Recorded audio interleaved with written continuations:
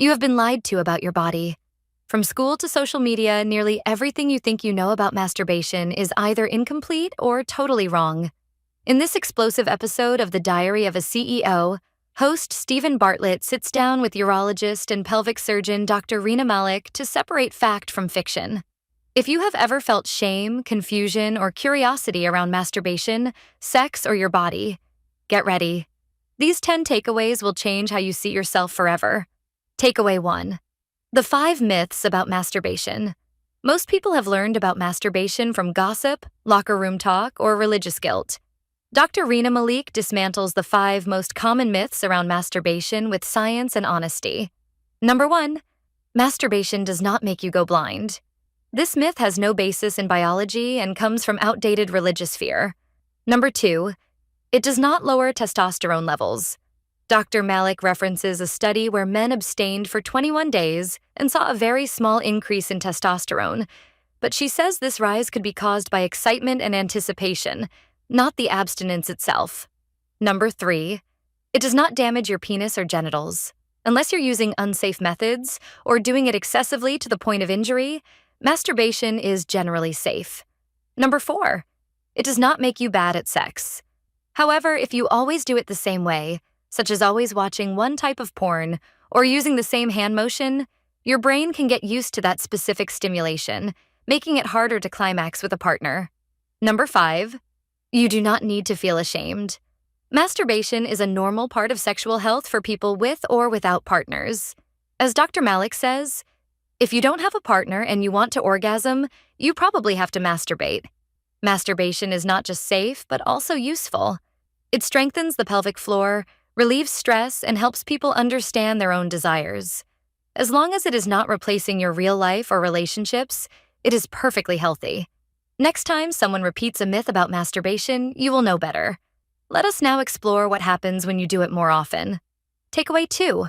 More ejaculation might help. Dr. Malik shares a surprising and powerful insight.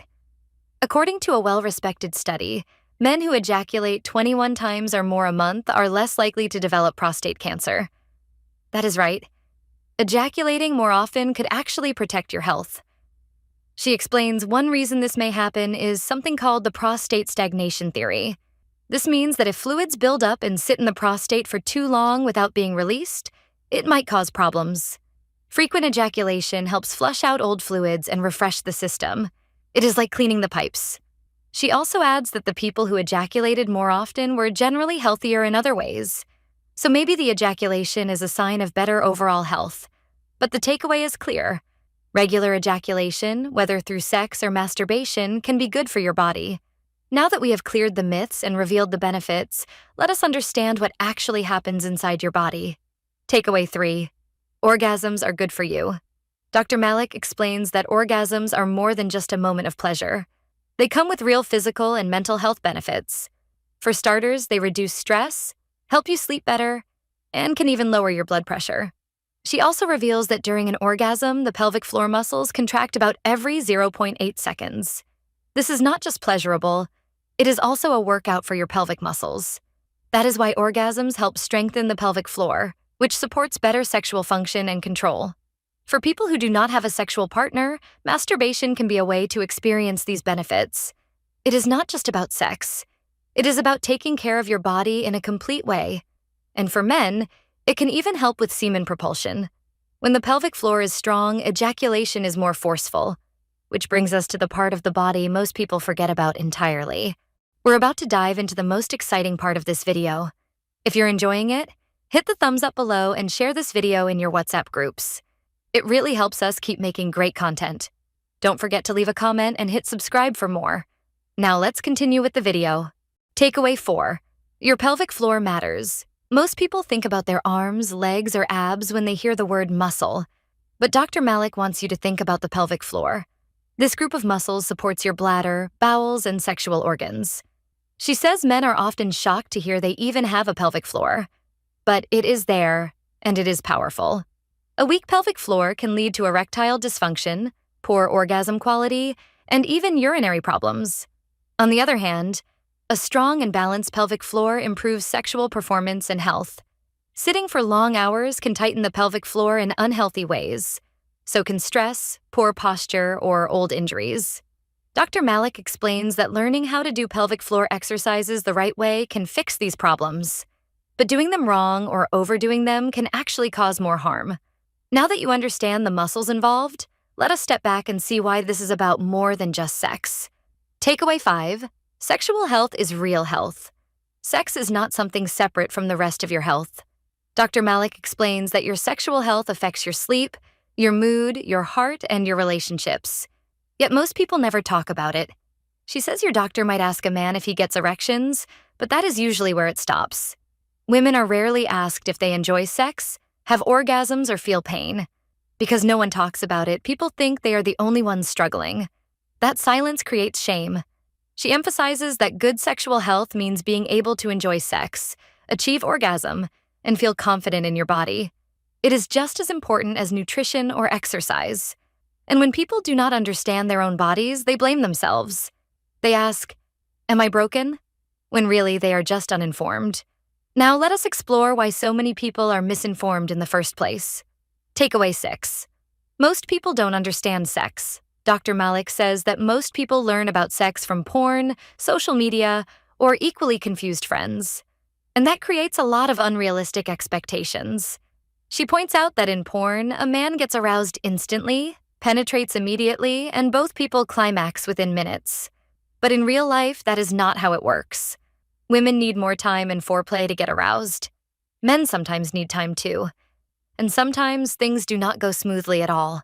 Without real education, people think they are doing it wrong. A woman might wonder why she does not orgasm as fast as the women in porn. A man might panic if he loses his erection. All of this adds pressure and disappointment. Dr. Malik started her YouTube channel because so many people were asking basic questions that no one had answered. She believes that real, honest sex education can remove guilt, improve performance, and restore confidence. But what if you are in a relationship and things are not working? Takeaway 7. Fixing sexless relationships. Many couples fall into a pattern of avoiding sex altogether. They stop trying, stop talking, and slowly accept a new normal of no intimacy. Dr. Malik says this does not have to be the end. The first step is to ask yourself how important sex is to you. If it matters, then it is worth fighting for. And that fight begins with conversation. Not just one talk, but many talks over time. And not during sex or in bed. Do it in a car, on a walk, or in a quiet place where you are not staring each other down. Use I statements instead of blame. For example, say, "I feel disconnected," rather than, "You never want sex." Make it safe for your partner to be honest. They might be scared, ashamed, or in pain. Give them space to share without judgment. Most of the time, sexless relationships are not about lack of love.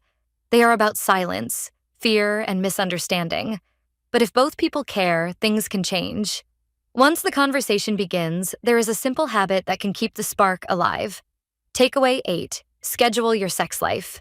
It might sound weird to put sex on a calendar, but for many couples, it works. Dr. Malik says that as relationships mature, sexual desire becomes less spontaneous and more responsive. That means people often do not feel turned on out of nowhere.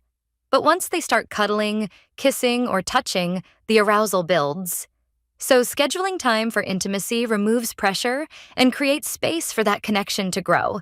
She explains that it should not feel like a chore. Do not make it about performance. Just be together without phones or distractions. Get close and let things happen naturally. Over time, this routine can bring back excitement, confidence, and intimacy. Now, let us talk about the tools that are quietly changing how we experience all of this. We're about to hit the final takeaways from this video.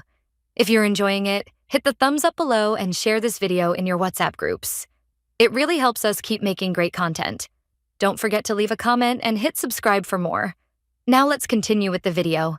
Takeaway 9. Technology is changing sex. From VR porn to laptops on your lap, technology is reshaping sex in ways most people do not realize. Dr. Malik explains that when phones and laptops rest near the testicles, they can raise the temperature in that area and lower sperm count. The testicles are built to stay cooler than the rest of the body. When they heat up, sperm production suffers. She also warns about the rise of VR porn. With this tech improving every year, more people may choose virtual sex over real intimacy. There is no rejection, no effort, just instant pleasure. But over time, this can reduce motivation to build real relationships. She is not against porn. She just wants people to see it as entertainment, not education. And she urges parents to talk to their kids because boys as young as 10 are seeing porn before they understand what it means. But even if you understand everything, there is one hidden force that might still be sabotaging your sex life. Takeaway 10. Trauma affects your body. Many people struggle with sex for reasons they cannot explain. They might feel pain, shame, or disconnection, even if everything looks normal on the surface. Dr. Malik says that past trauma is often the invisible cause. She shares that trauma, especially sexual trauma, can live in the body for years. Even if you do not remember it clearly, your body does.